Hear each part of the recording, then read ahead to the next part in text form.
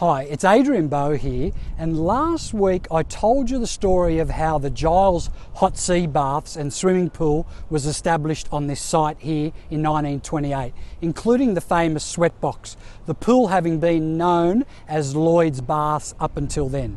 The Bogey Hole as we now know it was accessible via a set of stairs that had been carved into the sandstone headland close to the Barley Memorial.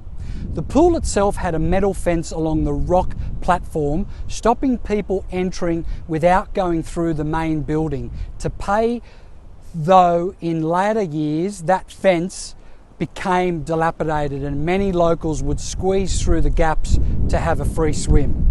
Now, Giles Baths survived until 1998 when it closed and then was demolished in 2000 in the interest of public safety. By then it had mainly become a gym with hot tubs and the nudatorium, which was set up behind a tall wooden fence behind the baths as a nudist sunbathing area.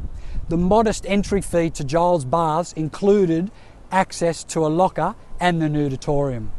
Once the Giles Baths were demolished, the nudatorium fence went with it, revealing an old memorial sundial built many years before, commemorating Sam Inglis, who passed away in 1940.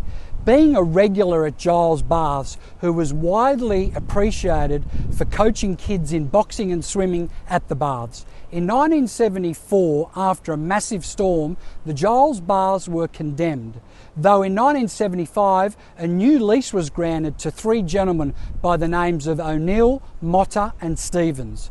The complex was renovated to include females to attend as well as adding squash courts. The business flourished, but gradually the baths fell into disrepair over the next 20 years until they were demolished through the portico, which once formed the entrance to Giles Baths, which still stands, as you can see last week in my initial video. To understand the wear and tear that the rock pool gets, in 2017 a 30-ton sandstone rock was removed from the pool. Now that's a similar weight to a humpback whale. This huge rock had been moved by a wild swell into the middle of the pool after a massive nor'easter. Moving the rock proved very problematic for Randwick Council, and after considering blowing it up, it then opted to break it up using several excavators. This part of the headland was renamed Dolphin Point in 2003 by the then New South Wales Premier Bob Carr to commemorate the members of the Coogee Dolphins rugby league team who sadly passed in the Barley bombing. The Barley Memorial sculpture, as you can see behind me, was built to commemorate the 88 Australians that tragically died in Barley, as well as hundreds of people killed or injured. The sculpture was designed after a competition won by a Bronte resident, sculptor Sasha Reed, who built the chosen design in bronze, which was called Reclaiming Spirit, including three figures, each 4 meters tall, as you can see, leaning on each other to display strength and unity. Individually, each of the three figures could topple, but leaning on each other, they form a strong structure of support, a terrific metaphor for our society today. The memorial was unveiled in the first anniversary of the bombing in October 12, 2003. In 2005, a plaque was engraved and mounted into the former Giles Baths entrance. This plaque has a photographic engraving of the 20 eastern suburbs victims of the bombing in Barley.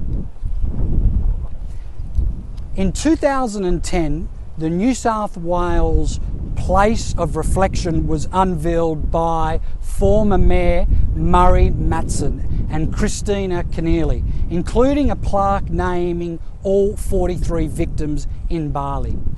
In 2018, 88 doves were released at a ceremony commemorating the anniversary of the Barley bombings. These are very nice eulogies to what was an horrific event that we will never forget. Coogee has so many great things to celebrate, but we must always be thankful for what we have and remember the fallen. Myself personally and my NG Farah business partners had personal connections with some of the victims, making this an even more sensitive and important landmark at Coogee. This area, from its origins as Lloyd baths for local residents to the creation of Giles hot sea baths and swimming pool, and its evolution as Dolphin Point, commemorating lost souls, makes it the heart and soul of this wonderful local community. Enjoy the area. You now know more of its history, and always remember your home is worth more with Adrian Bow.